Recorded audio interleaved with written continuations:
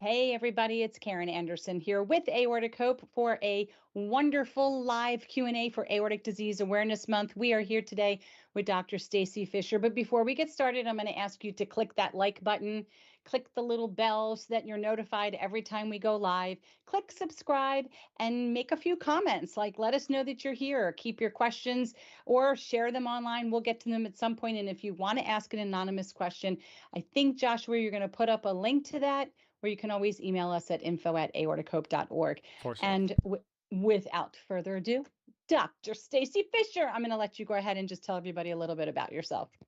Sure. I'm Dr. Fisher. I'm a cardiologist. I specialize in adult congenital heart disease or people that have grown up with things that they were born with and are surviving into adulthood and going on to live long, healthy lives. So the care has actually become a whole new specialty. I do a lot of cardiac genetic care, which is very pertinent to this group, and also pulmonary hypertension or high blood pressure in the lungs and pregnancy related heart disease. So if you have questions in those areas, please feel free to ask. We're so excited. You know, all the stuff we're probably going to go over because we go over them so often, and especially during this particular month. We've been sharing information with the community so far about what is the aorta, taking them through all the different areas, talking about the three layers of the aorta: thoracic aneurysms, abdominal aneurysms, dissections, and genetics. And now we're going to start moving into some heart valves and a couple other things for the rest of the month. So it's been very busy over here. So one of the first things I wanted us to talk about, because we're going to cover so much information, is a lot of people in this community are seeing either a thoracic surgeon and or a vascular specialist as well. Where does your role fit in to the care of people in this community? Sure. So I'm a medical, on the medical side, not the surgical side. And I see my role as number one, trying to figure out if somebody has a problem that's a pertinent problem, the type of screening algorithms that they might need, the team that they actually need based on their anatomy, whether there is an associated problem. For example, if they have certain gene findings, then we may need to screen the brain for other types of aneurysm. If they have medium vessel versus large vessel disease, it's really a different disease process and it can affect other parts of the body.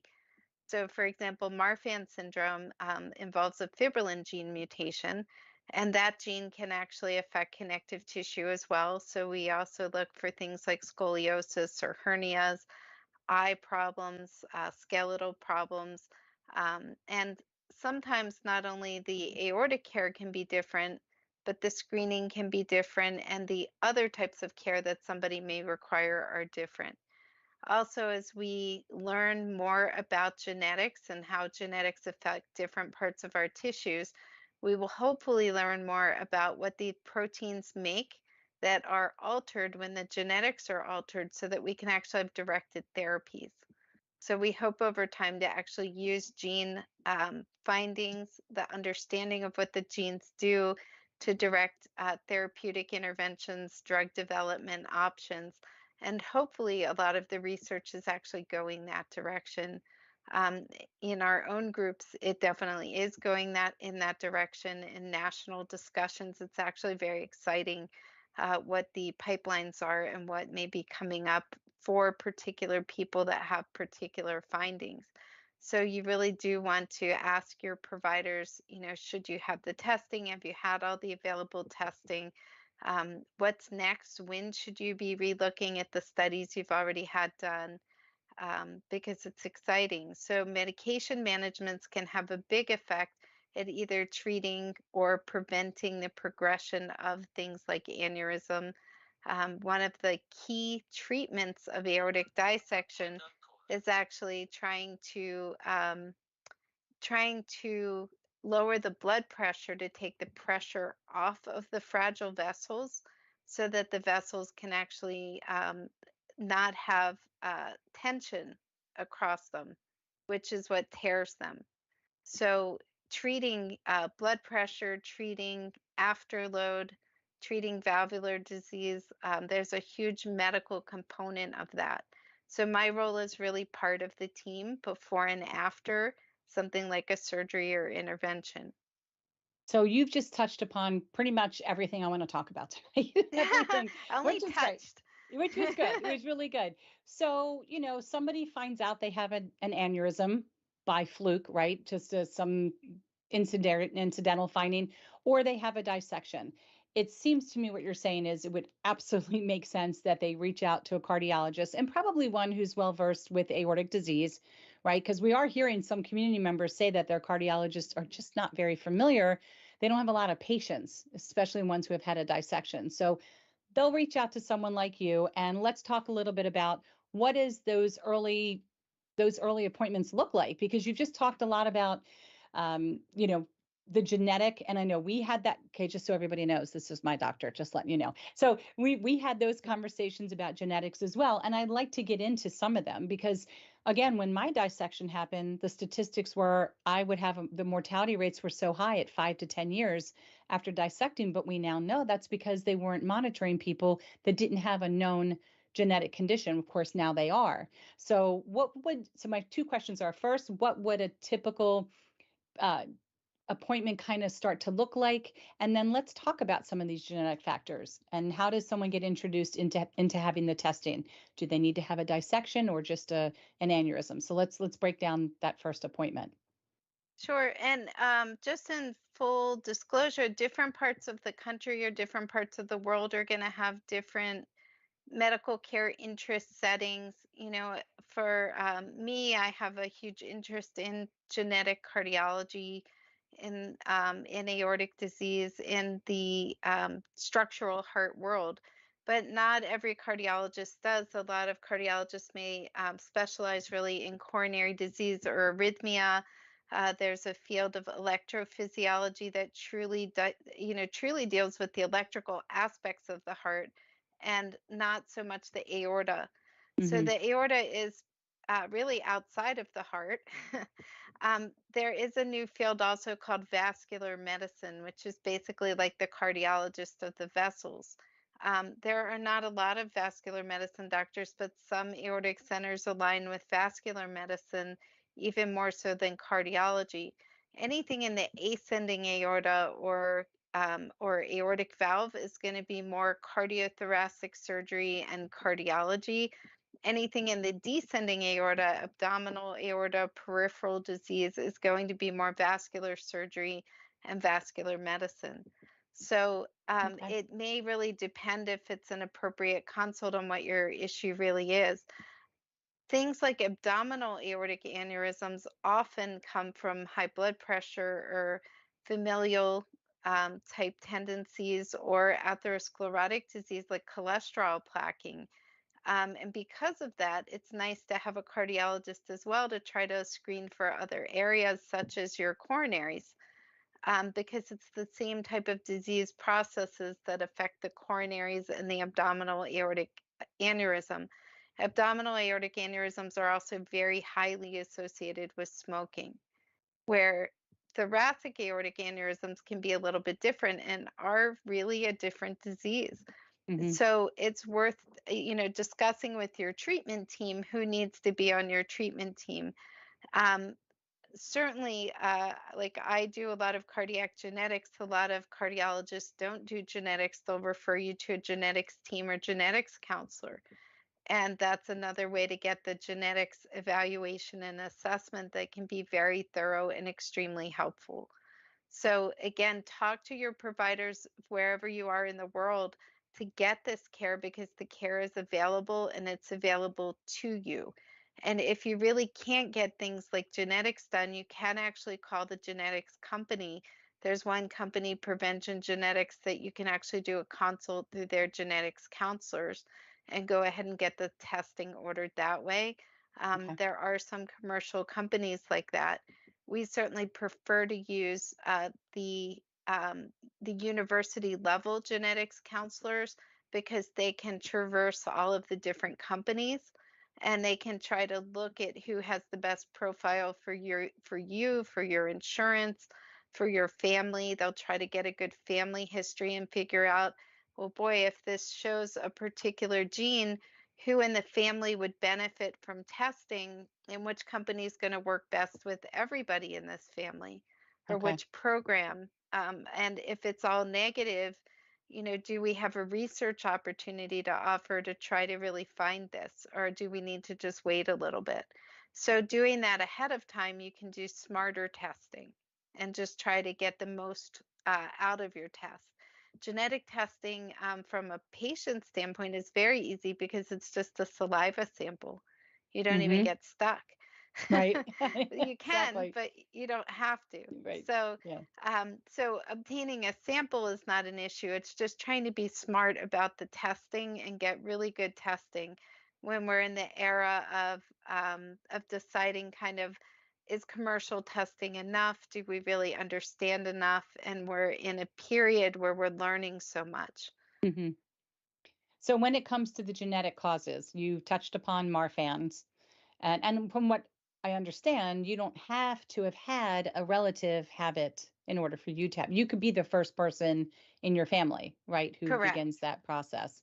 Okay. So other than Marfan's, then what else do we have that we're talking about? So there's actually a lot of different genes. Some of them have physiologic features.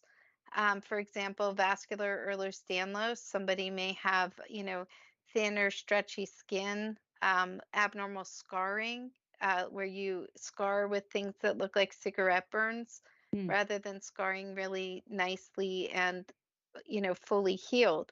And it may take a long time to heal. Um, People may have laxity in joints, scoliosis, that type of thing.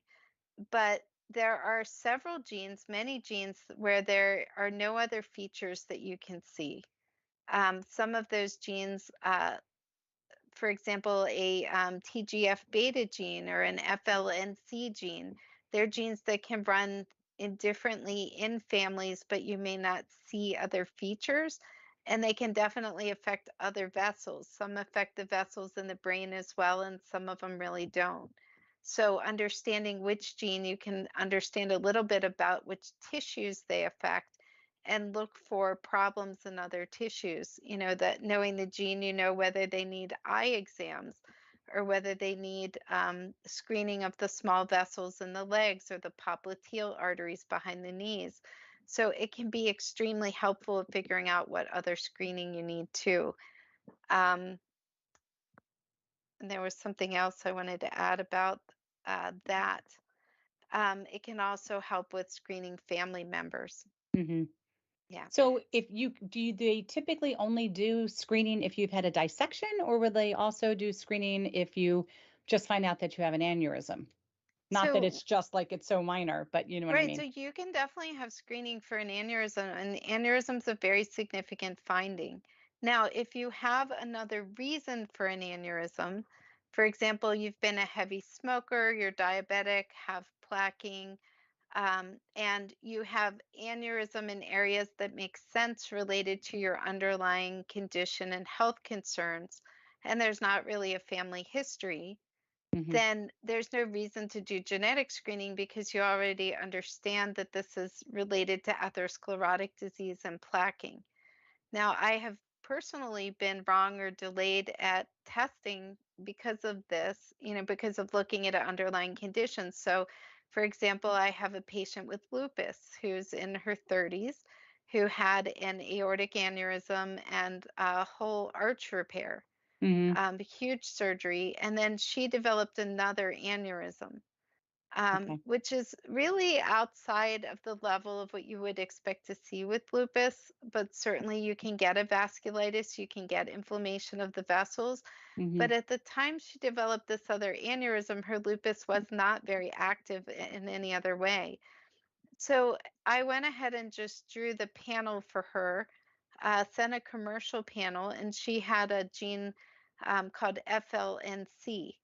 FLNC generally doesn't affect men because it's fairly lethal in utero in men, so Hmm. they're not generally around.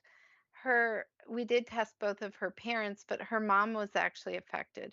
Her mom Okay. had a significant thoracoabdominal aortic aneurysm, and is currently being followed for that. And hopefully, if it needs it, will electively have surgery for that rather than having an emergency like her daughter had. Hmm. My patient's daughter is negative, so she's Okay. home free. She Okay. actually looks identical to her mom. So Okay. when we looked at this family, we're looking at her daughter thinking, oh, this is a mini me. If Hmm. you could pick by looks, she's going to have an unfortunate finding here, but she was 100% negative. She does not have the gene. Um, but the mom or the grandmom has the gene. Amazing. So, Right. uh-huh. So it would be Okay. 50-50 in the people in her family, brothers, sisters, parents, children. And again, her mother, who was older than her, had never had an emergency, but definitely has a very significant 5 centimeter aneurysm Mm. that, again, very likely will need intervention. So, in keeping with the genetics for just a few moments, somebody gets tested and they find a VUS, variant of unknown significance. So, for instance, they found one in me. They didn't have anything else listed except for that. But then we fast forwarded 6, 7 years later, and now this VUS has a bunch of letters and numbers. So, what does a VUS really mean? Because I'm assuming somebody else on the planet also has this, and I don't understand, does it mean anything? I mean, unknown significance, but what does that actually mean? That's a great question, and it's something that you'll see a lot of is variants of unknown significance. So, if you think of the genes a little bit like fingerprints, right? Everybody Hmm. needs an actual finger that forms and works, right? And the components of that finger are a little bit less important in some ways, and some of the structural parts are incredibly important. So, when we do this gene testing, there are parts we know are very important, and those are the parts we're really testing for. Okay. And then there are parts of the gene that may or may not matter. They may be interesting, like eye color or hair color or freckling pattern, Hmm. but they may not have a lot of implications in the structural soundness of the aorta or of the Hmm. vessel. So there are the really bad genes we know about because they show up, right? The Hmm. genes that may be important but that don't affect as many people, or in some people they actually translate into important problems, and in other people they're benign. Those are the harder ones to figure out. So a Okay. variant of unknown significance means that on the gene we tested there is a spot that may or may not be important, and we don't have enough information yet to know. So if you're in a family, like for your variant, if Hmm. you're in a family where there's 3 family members with aneurysms and 2 without, we could probably sort out if that variant follows with the disease, right? By Okay. testing the rest of your family. So we need some families with those variants who agree to have other members tested, or we Hmm. just need the databases to get bigger so that we can actually understand the importance of this spot on this gene. And Okay. what we do with those variants is we consider them negative until we sort them out. So we Okay. would not make any clinical decisions based on that variant because it may be something that really doesn't matter at all. And we So don't want then, to we don't want to diagnose, for example, your son right, with an aortic pathology because he has a variant that may not matter at all. right, And it would distract from understanding the real problem. But right. if over time they decide that that variant is pathologic and is the problem, then we would actually come back and offer your son testing for that spot on the gene that you have that is now known to be pathologic, and actually make clinical decisions based on whether or not he has that spot. That would be when it becomes significant now, when it becomes an actual, okay, Only if it became clearly the pathologic sure. problem. Okay. And so, how long between tests do you go? How often should you be genetically tested? Well, if you know the gene causing the problem, you don't ever need to do that again, Hmm. right? For the variant, you already know the variant, so you're looking to reclassify it, Okay. right? So for that, you would reclassify it. Otherwise, you're looking at when you did the testing and Hmm. what the what the newer tests actually include or don't include. And when there are enough significant differences, then you may want to do the testing again. And I would say right now it's been maybe 4 or 5 years between. I don't think a lot really progressed during COVID. Hmm. However, AI is probably the perfect way to actually understand and reclassify and dig through a lot of this gene data and is being introduced into the gene data pools. So it may rapidly accelerate the understanding of some of the gene pool data, how to use it, which things matter, and if people end up combining a lot of these databases and use AI within the databases, we may rapidly be able to grow and understand gene testing. So I Okay. would say over the next, 5 years, we should get a lot of progress and a lot of understanding. But we'll have to see. It's an It's exciting so time for that. It's yeah, I mean, Yeah, and with the little bit that I am actually able to let penetrate and understand, it's very exciting. And it's exciting in a way that, even when they found something in me not related to the aortic stuff, initially I was a little panicked, but then you realize just because it's there doesn't mean it's turned on. I was born with it, never had any problems so far. So it just means that now I get to be followed with a different lens, just looking at things a little bit differently that I don't even need to concern myself with. I just, right. as a patient, need to do whatever, if anything, I'm told to do. But it's good to know, because if I didn't know, then, I could be living my life not in the best way possible for a potential condition. So it really fascinated me more than anything else, everything Right. with genetics. It really does. Well, So and just to mhm, add one more thing, for all yeah. of these gene syndromes and, genetics, it can make you feel very lonely, very different, very strange to have one of these diagnosed. But the best use of this would be to actually not let it define you, but to use it to actually just be proactive in your health Hmm. and then put it to the side. So, Right. what do I need to do because this is there? What are they learning? Oh, yes, that's interesting. Hmm. Or, oh, no, today I really don't want any part of that. I actually have a job to do. I have this to do. I have kids to raise. I have other Hmm. things on my plate. Um, this is not the day I'm going to deal with X syndrome, Right. right?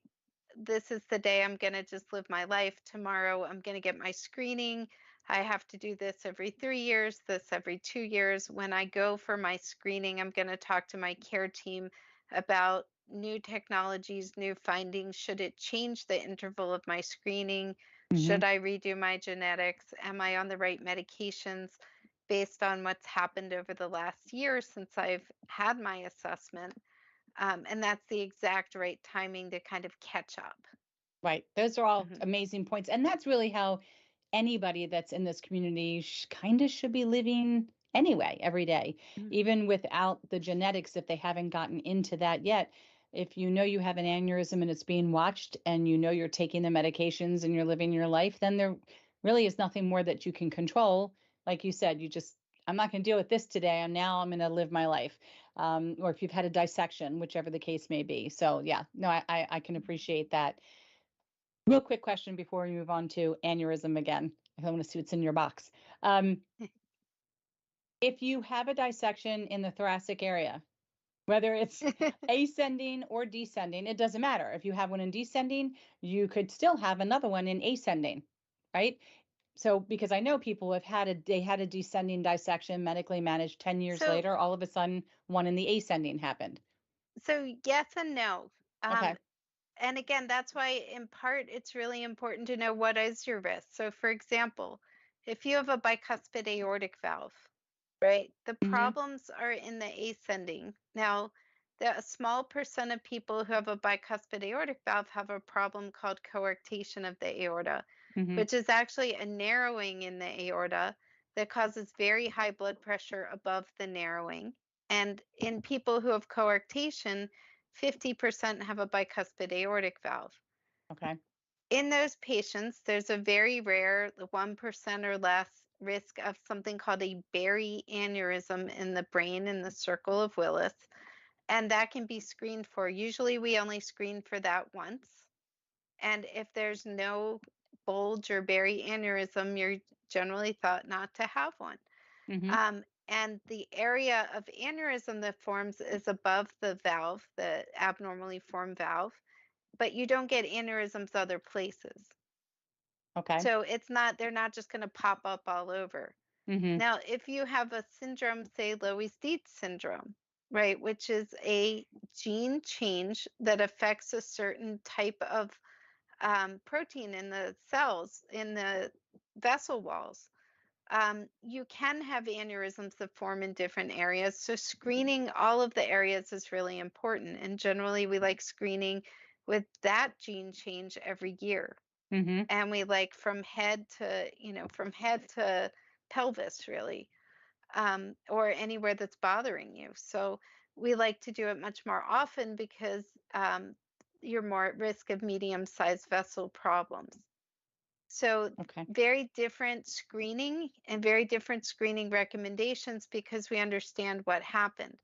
Now, in the box, I have an abdominal aortic aneurysm that is Hmm. 3D printed.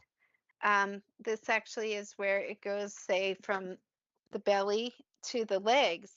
So I think you can see it here. Is that a Hmm. good? Yeah. So if you can see in this person's abdominal aortic aneurysm, this is a 3D Bring it print. to the other side of the. There you go. Thank you. Okay, so this is a 3D print from somebody's scan. I'm going to stand behind it so my dark shirt helps to show it. So a 3D print from somebody's scan of their abdominal aorta, where you can actually see the aneurysm and what it looks like. And then if we look inside, this is one that actually has a stent. And I think you can see the stent Hmm. in there in yellow. So we've made the stent yellow. Um, but you can see how the stent is sitting inside. And then this particular person, there was a leak around the stent, which is why the aneurysm continued to enlarge around it. And this was actually repaired through a catheter with a stent inside of the stent. But the print actually helped us with the pre-surgical planning of what exactly to do and how to do it. That's So amazing. things like this type of technology are very helpful. This is the normal size here of this person's aorta, and this is where you see the aneurysm, and then the covered stent inside would protect it from rupturing, right? That's But what you're amazing. looking Yeah. for in the scan, so in the future, this person is still going to have an aorta that's this size, right? But it Hmm. shouldn't still be enlarging. So once the stent actually is covered well inside and is blocking blood from leaking around it, it should never get bigger than this, That's right? incredible. What is typically So the size of the abdominal aneurysm area? Like what is that usually? usually it's like 2 centimeters ish, Hmm. and it would certainly be bigger in a bigger person and a little smaller in a smaller person. This one is about 6 centimeters. Yeah, It's a large aneurysm. that's big. Yeah. Amazing. I just love the 3D printing. That's incredible. So the 3D printing can be really helpful for pre-surgical planning. It's not standard of care. It does take time. So if somebody has a dissection, it is not going to be part of that. What may end up being more part of that as we get better with it is virtual reality, where we actually can try, and we'll do another one when I'm better at it and drive you through, maybe we'll drive you through Karen's aorta Oh my gosh, I would love if that. she agrees. Oh, I already agree. I already agree. I would be just So I would we have to can, remain enrolled because I would be like, oh, that's so amazing. maybe we'll plan to do that in the spring. I would love that. Give me I a would little love that. time to set it up. That would be so cool. I've always So wanted to have a scan that was like this 3D so I could spin it around, and I've never gotten that so far, but yeah, so I'm hoping. we'll do it here on Aortic Hope Live, and then you'll have it recorded for yourself. So that would be So so great. put me on for a spring drive-through aorta Oh, moment, and we'll do a so virtual excited. reality time. But we Yeah. virtual reality is getting better as far as imaging, Mm-hmm. to plan things like surgeries, to plan things like catheter-based procedures, and then our talented interventionalists and surgeons have a little more data. So what we want is we want them to have as much data as they possibly can have to actually be able to to do the best job they can do Hmm. and the least invasive approach. So cool. Yeah. The first thing I'm doing when we end this, I'm going to be texting you. Okay, pull your calendar up right now. Okay. Moving on from aneurysms, and then I can't at some point wait for everybody's questions. We have to talk about this. We have to talk about blood pressure because even when I read the pages across Facebook, I'm always seeing people talk about, I just came in from doing grocery shopping and I was feeling a little out of breath. I took my blood pressure and it's higher. Like, did you sit and wait before you took it? You were running around the grocery store. You just brought in packages and now you're all freaked out. Like, did you even wait? So let's have this conversation. Number one, what let's do the what. What is the best blood pressure cuff? Because we've got watches, we've got wrist cuffs, we've got arm cuffs. And I know if you're going to get one, you probably should look at validatebp.org. It's a great place to see the blood pressure cuffs that have been validated. What kind of cuff do you recommend and why? So I recommend a digital arm cuff. And the most important thing is actually the fit. The finger cuffs, the wrist cuffs are notoriously unreliable. The arm cuffs have much better validation and reliability. Most people can do the digital arm cuff better. So it's a cuff where uh, you put it on. You want the cord to actually travel down between your thumb and first finger. So it should go in this line, Hmm. and it'll say artery, but if you just make the cord travel down between your thumb and first finger, it should cover your artery. It should actually be where it can hear well. The cuff needs to be 3/4 of the size between your shoulder and elbow. That's the most important measurement. So if you're a really short person, you're probably not going to want an extra large cuff. And if you're a really tall person, even if you're skinny, you're not going to be able to use a small adult cuff. So even if you're very skinny, and you need 3/4 of the distance between your arm and your elbow to get a good reading. Okay. So a cuff that is too small is going to give you an artificially high diastolic blood pressure number or the bottom number. A cuff that's too big may just not read well, but isn't going to overestimate your blood pressure. Okay. So go a little bit up rather than down and think about the length when you pick your cuff. So they sell extra small, small, medium, large, and extra large adult sizes. Generally, when you order one, it just comes with the normal adult size, which fits about 60–70% of us. Um, so think about the size, an extra size cuff for your digital blood pressure cuff is usually $7 to $10. So it's Hmm. not so expensive.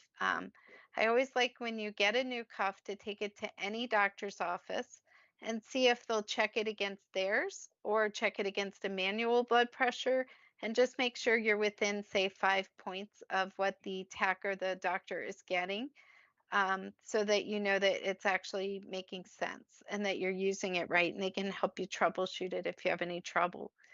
Okay. Um, Most of the brands are actually working out really well. You could use Consumer Guide as another option for reviews of these machines. So Okay. usually that's how I recommend them. Perfect. Now let's tell everybody how they're supposed to do it. What's the timing after moving or watching a scary movie or eating dinner or whatever, or waking up? Like, I know there's differences throughout the day. So if you can go over that, that would be great. Yeah, so the goal of treating blood pressure is that you have that we're really treating your medications to your average. So resting average, meaning you are not in the middle of something, exciting, terrifying, anything like that. During exercise, your blood pressure normally will go up, and then right after exercise, it comes down below baseline. So the goal for your treatment is really what is your average. So it's good to actually keep a log, write time, date, pressure, list a couple of mornings, a couple of evenings, just normal average days, and make your decisions based on that. A lot of people only check their blood pressure when they don't feel good. And then you're getting the numbers of when they don't feel good.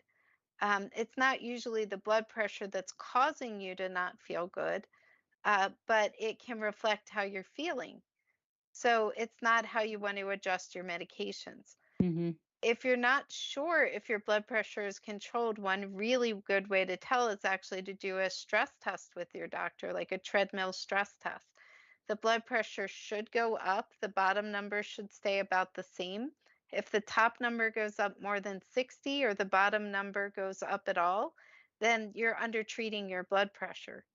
So it's a really good way to look at, are you actually well controlled? But first, we want to control the resting state. Okay. All right. So when you're trying to figure out an average, I know I've heard some people say take it 3 times in a row, waiting 5 minutes in between each time. How do you recommend actually Yeah, going so about personally, getting it? I hate when people do that because I think So they much. scare themselves and the Yes. machine gets kind of overused. The cuff Yeah. doesn't deflate all the way, and you don't get numbers that make any sense. Mm-hmm. It's not helpful. So I would just take it if you get a high number, drink water, relax, and take it about 10-15 minutes later. Okay. If it's coming down, great. If it's staying really high, definitely call your doctor. Um, make sure that you have taken your medications first, because if you haven't taken your medications, it's probably that, right? Mm-hmm. The Yeah. other thing is think about what you've had. Are you under stress? Have you had a lot of salt? Have you had a lot of ibuprofen or Mm-hmm. NSAIDs, which can increase pressure? The food substances that can increase pressure, number one is salt. Number two is black licorice Mm. or Okay. bitter orange. Hmm. So those are things that you can look for in food flavorings that clearly increase blood pressure that you don't want to do. Think about cold and flu medicines. Avoid energy drinks because they can really raise your pressure.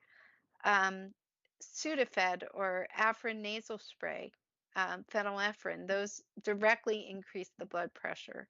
Mm-hmm. So those are things that you really don't want to use with high blood pressure. You can take things like the DM cough medicines or guaifenesin, the nighttime cough medicines. Those are actually okay for blood pressure. Most medicines now will say don't take if you have high blood pressure, or you can ask the pharmacist too if you have a cold or flu and you forget that we had this conversation, but you remember there was something about the medicines. So think Yeah. about taking the bottle to the pharmacist. Now, when you take it, some people will take it in 2 arms, and ironically, they're using the lower number, which is what I did until you and I started talking. Number one, what is there a number of a difference between arms that would be alarming? And two, should we, if you can, we should only take it on the number that's higher if you're allowed to use that arm to begin with. So your arms should have the same blood pressure unless there's an aberration in the blood flow to one arm or the other. So in this group, it matters more than in almost any other group because one of the things that could cause a limitation in blood flow to one arm is a dissection.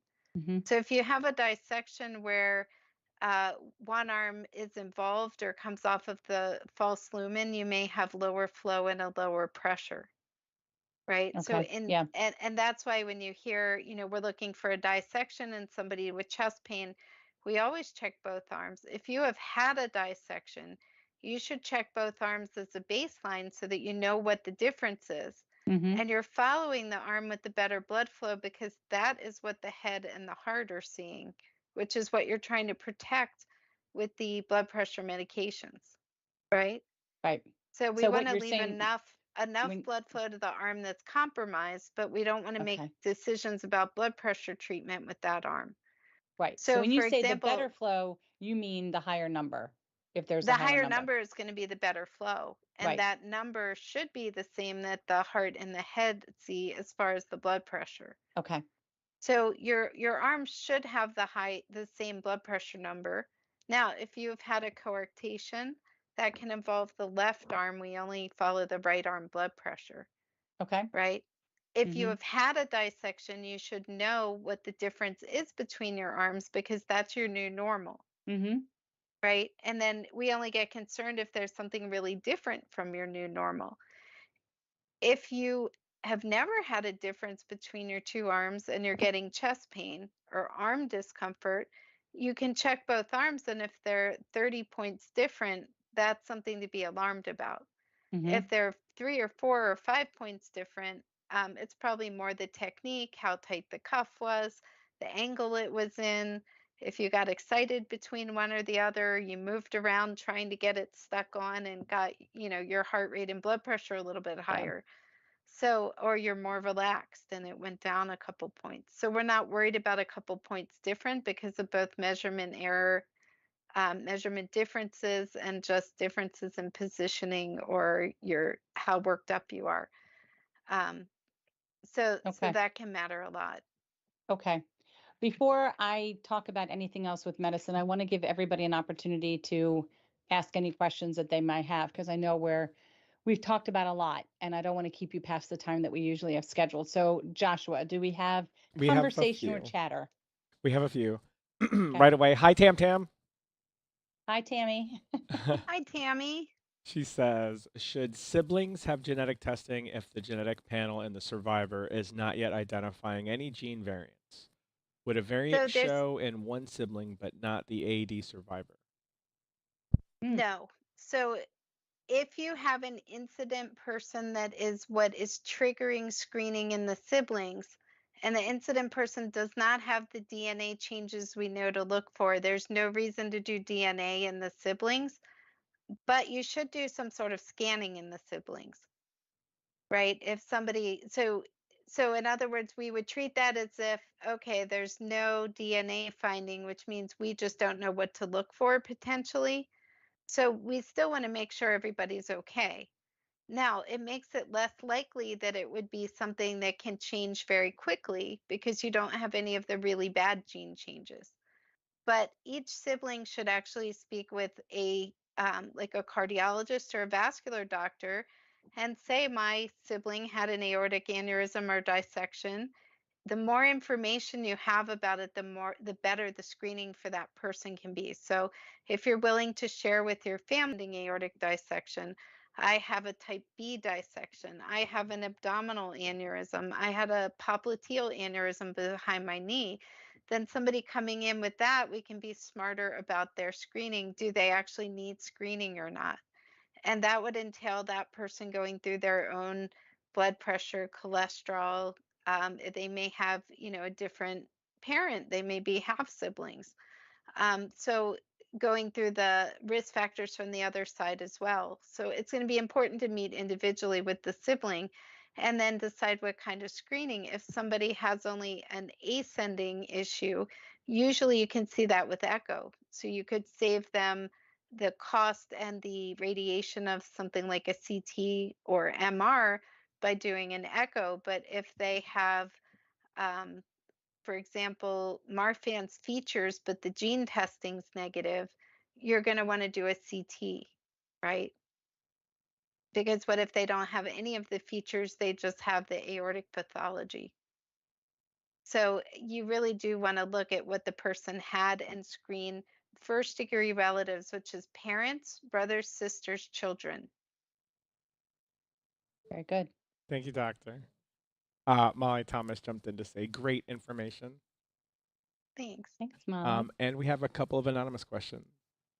Would there be any early signs of an aneurysm with no dissection? So one of the greatest issues with aneurysm is they generally do not have symptoms. Um, Symptoms can come if the aneurysm's big enough that it compresses something around it. For example, a pulmonary artery aneurysm, which is one not in the aorta but in the pulmonary artery, those are generally under low pressure. They can get quite large and not rupture, but they can compress things around them. For example, if it goes the wrong way, it can compress a coronary, and somebody can actually present with coronary ischemia where their coronary is okay but squashed. Mm, So we're looking for things like that. So, for example, aortic aneurysm in the wrong place could put pressure on the bronchus, where somebody then gets bronchial infections because of the compression of the aorta on the bronchus.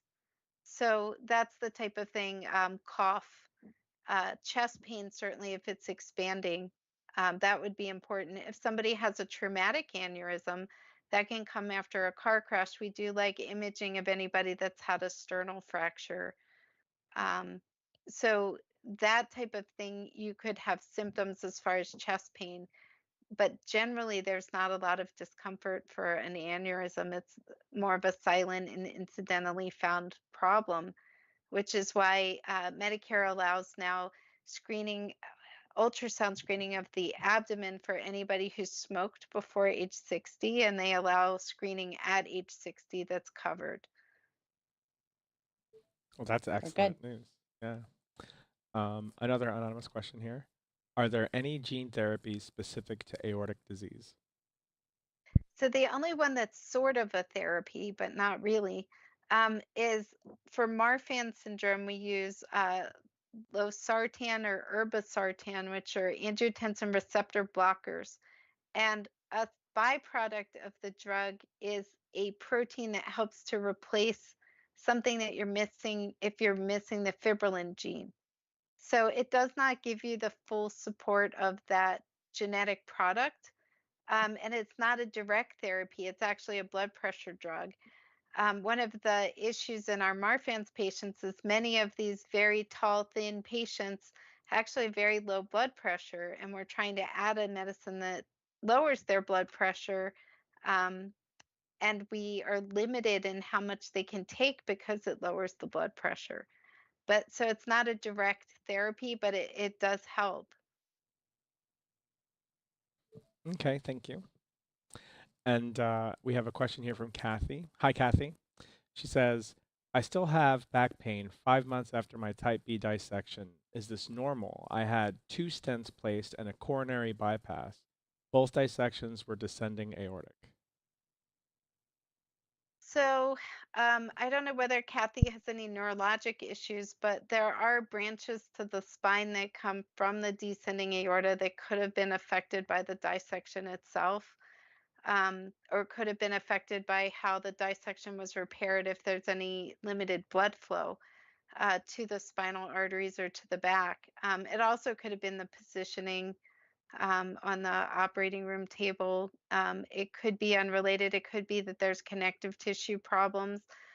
So many of our patients do have connective tissue problems and scoliosis, joint laxity, where some of the joints going through this process being not as active in the hospital, different beds, different places. So it would be worth having a discussion with the vascular surgeon to look at the arterial flow.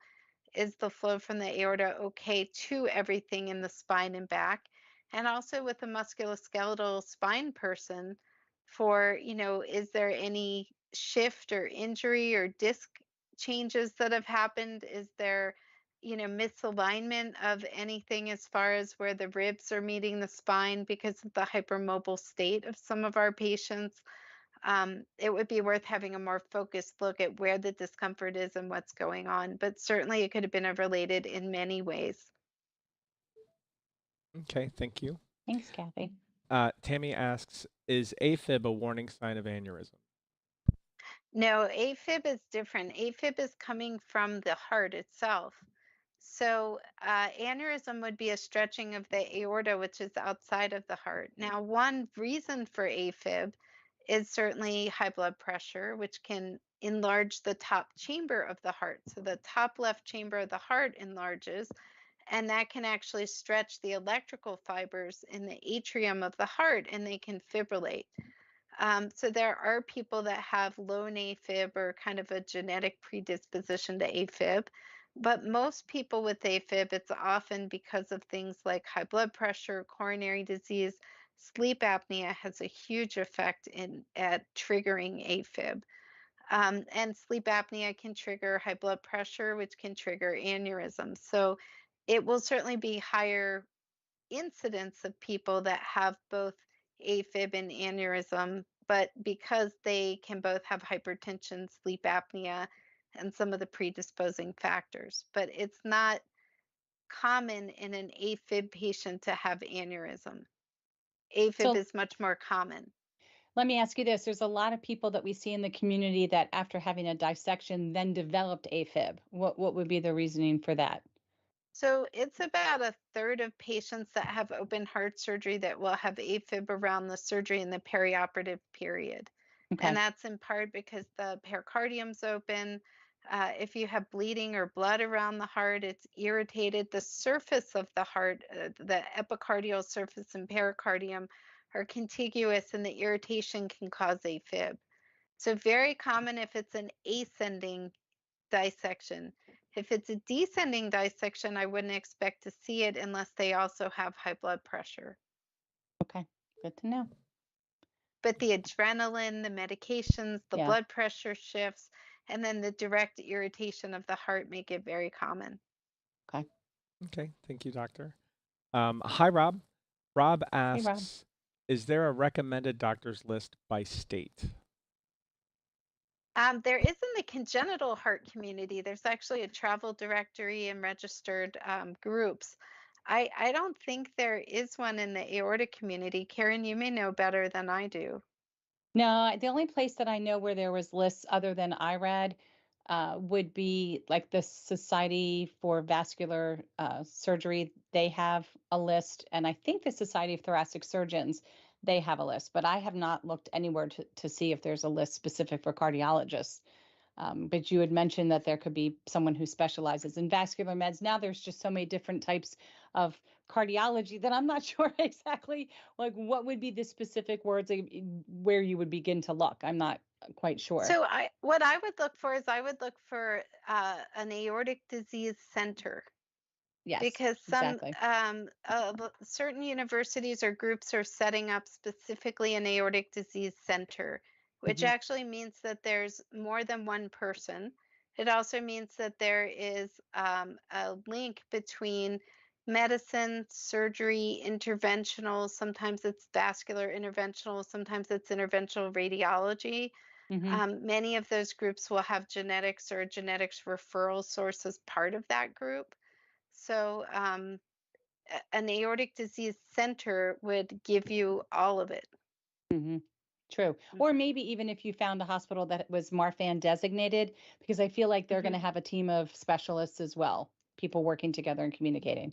Absolutely. And the work Yeah. that goes into getting the designation as a Marfan's disease center is quite a bit of work where Right. you need those same qualities.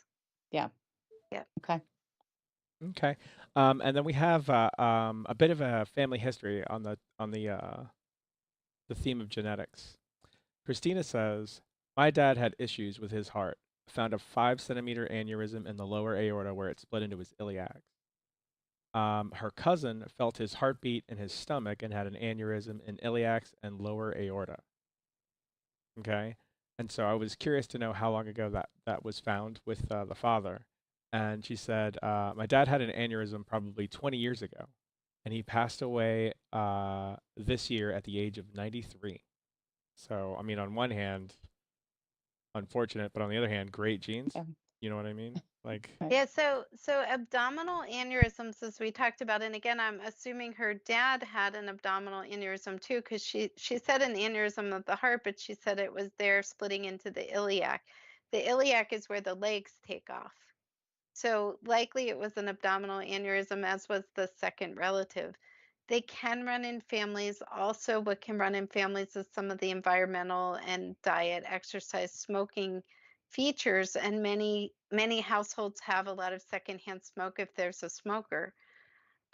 So smoking is highly associated with abdominal aortic aneurysms. So is atherosclerotic plaquing. And then certainly it can run in families, but they're much more atherosclerotic in nature than sometimes in the thoracic and ascending aortic. okay. And then we have one final touchdown there. Family issues with blood aorta on both sides. Mom died last year at the age of 87 of dissection caused by instruments fixing her heart valve. Dissected at the kidneys, a stent was placed, and she died a month. Yeah.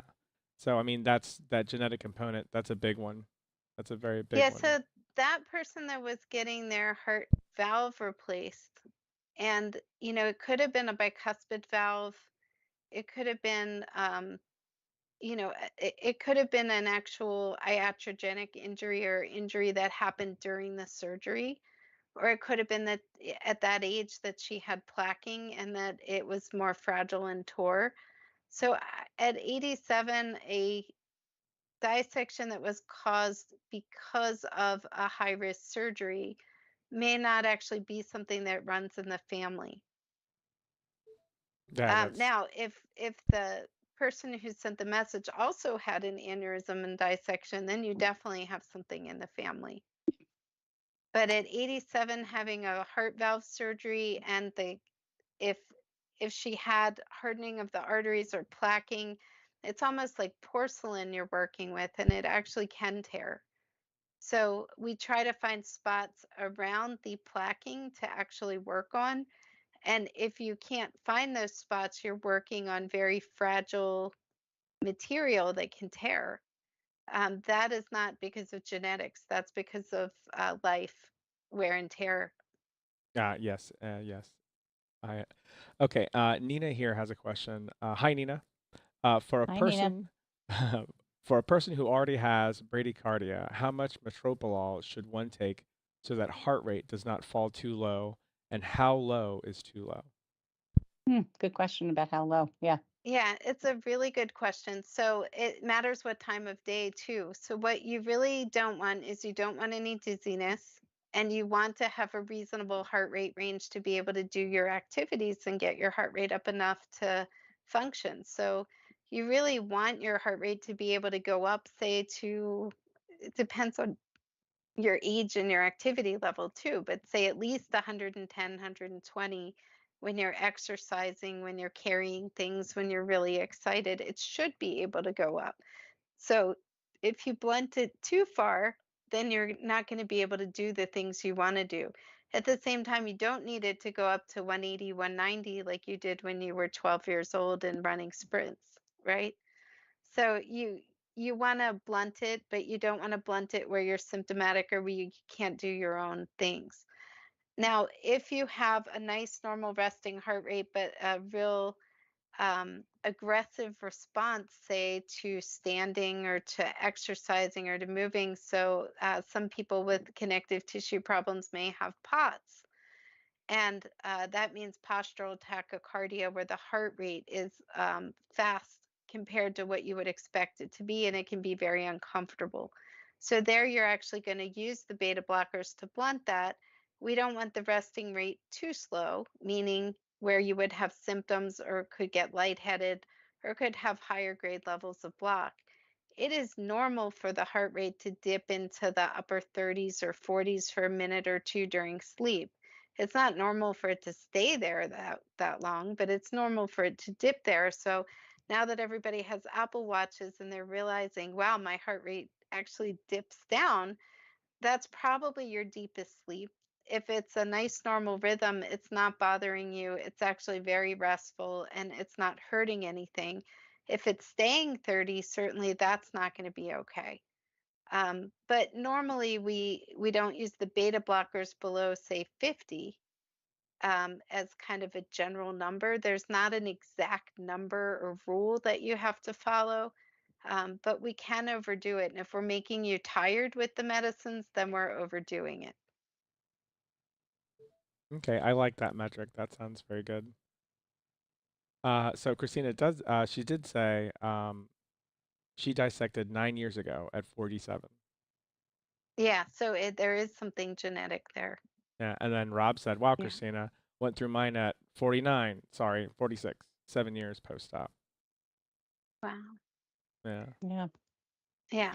Rob did And have a again, so sorry. like for Christina, your brothers, sisters, and children should get screened. And if your genetics were run and are normal, they should still get screened, but not with genetics. They should get screened with imaging. Mm-hmm. Imaging is king. Yeah. Rob had a question. Wonder if it's possible to replace iliacs on a pre-installed full graft.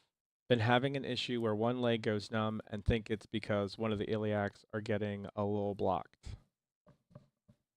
So I don't know that they really replace them. They can bypass them. It depends on whether or not you have other disease, what the runoff is like, how the graft is functioning. It can be very tricky. So that's where things like understanding your anatomy, if we don't understand the anatomy or we're really having trouble, things like printing can help. But imaging is going to let you know kind of what you can do. And the real question is there a lack of blood flow? So a lot of times people will do stress testing, measuring the blood pressures to the legs and the flows to the legs with ultrasound, to see, does the flow get limited when you're exercising. So you measure the flows. If they're okay at rest, that's great. And then you do a treadmill or a bicycle and try to recreate your symptoms. And when you're having your symptoms, you re-image and see if the flow is limited. So that's an exercise vascular test, or a lower extremity exercise test is how it'll be worded. But that can actually look and see what it really is. It really the flow that's causing this? Um, so that if you go through all that to get flow back, will it actually resolve the problem? Okay, thank you, doctor. Sure. Gina, hi, Gina. She has a Hi, Gina. question. Speaking of smartwatches, do providers find the readings from the watches of any value? They are very helpful. Very, very helpful. Some people, it makes them anxious and it's not helpful. Um, but for most people, it's extremely helpful. And some of the watches have abnormal heart rate alerts that will alert you if your heart rate is abnormal. Some of them have EKG tracings where if you have an abnormal heart rate alert or you're feeling something, you can actually take a 30-second EKG.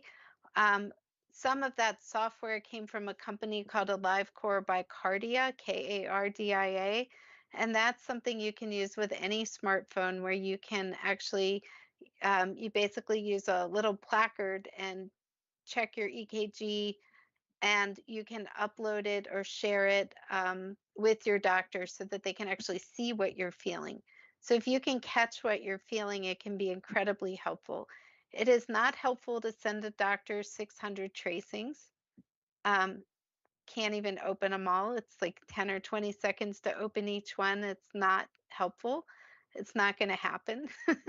So think about what you're sending, send what you feel, and use it to actually demonstrate what you want to share. And then it's incredibly helpful. And again, with the beta blocker question, are we using the right amount? Too much? Does it fit with what you're feeling? Having those ranges from the heart watch, it will give you what your heart rate ranges from 1 day, 7 days, 30 days, 6 months. You can actually see what it was like before and after a medication, how it's changed things. Is it constructive for you? And you can kind of fine tune your medications and the way you're feeling using these wearable devices. So I'm I only think, giggling because, but I haven't sent you 600. But I do no, this. but I mean, somebody did. oh God, okay, good. It wasn't me. But yeah, no, I have a Samsung Galaxy Watch. And so here's what I'll say about that. There's been a couple, once or twice it said I had AFib. And I think out of that, once it may have been right, the other time it wasn't, because then we did a monitor. My sleep study on the watch that said I was dipping into like 85% oxygen. We ended up doing a sleep study to find out that wasn't really necessarily accurate. So I don't even look at that anymore. But I do use that because I do have, whether it's PVC, PAC, SVT, who knows, ABC. When I feel it and it's really bothersome, if I have to sometimes contort myself to get my finger on the watch because I'm in a certain position and it's uncomfortable. And then I do send it to Dr. Fisher. And this way she can see literally, like, this is what I feel. And I feel it often. And then she will say back to me, I know it's annoying, but it's not worrisome. It's not going to kill you. It's okay.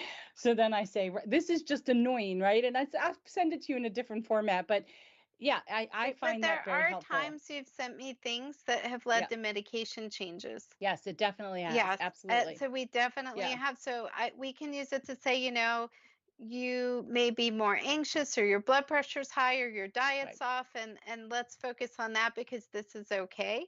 And Mm-hmm. there's other times that we said, you're feeling by Gemini where every other beat is a PVC. Yeah. And we could actually change your medications, help you feel better. It could be that you need an electrical study or ablation. Hmm. It could be that you're feeling something that's actually really important that should change your care, and you have it documented. And Hmm. you have it documented on an FDA validated device that we can actually treat you with. Yep. So it can Yeah. save you months of monitoring, to actually do that and to have that available. And for people that don't have an Apple Watch or a Samsung Watch, I did own a Cardia. I mean, gosh, I lost it in the first week. I can Let's not even talk about that. But it literally was not even 2 inches long and maybe an inch in a height. It was very thin. I bought it so I could have it on a keychain, and if I needed to use it, I could just tap it. It turned on. I put my thumbs on it. I could watch it on my phone. Everything was Bluetooth, and then I could just hit send, and it went right over to Dr. Fisher. So you can buy those as well. You don't have to pay a monthly fee to track it. You just pay the fee to buy the Cardia, and it comes in a, you can either get it in the keychain or just as the tag, and I guess you would just keep it in your wallet or in your in your pocketbook, whatever.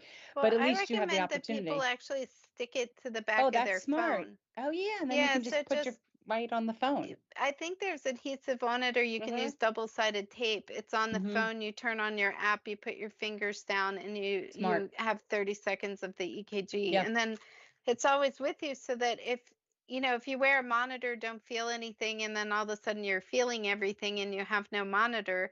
Here you have it with you all the time. You own Right. it. You can check, and if you're catching something, if something's not bothering you long enough that you can't get it on and catch it, then it's probably not very significant. But if it's bothering you frequently enough that you can get your app on and catch what you're feeling, then you want to share that with your provider, because it may actually lead to medication changes or therapy changes or other investigations that are actually important and helpful for you. Yep. Exactly. Yeah, Great That's question. amazing. Thank you very much. And that catches us up in chat. great. So before I let you go home to eat dinner or whatever it is you need to do, I just want to thank you so much for being a clinical consultant in aortic dissection, the patient guide. I would be remiss if I did not bring up this guide that is now out for people to download for free and have their physicians order in bulk for free so that we can get these distributed to people. But I loved being able to have you as a contributor in this book, and it really meant the world to us. So thank you. Thank you so Well, much. thank you. This book is really well done. There was a lot of work, a lot of thought, a lot of research. Well validated. The community that read over it, I was honored to be part of that community. All of our concerns and edits were incorporated. It's an amazing gift to the aortic community, and honestly, I'm excited to share it with my patients.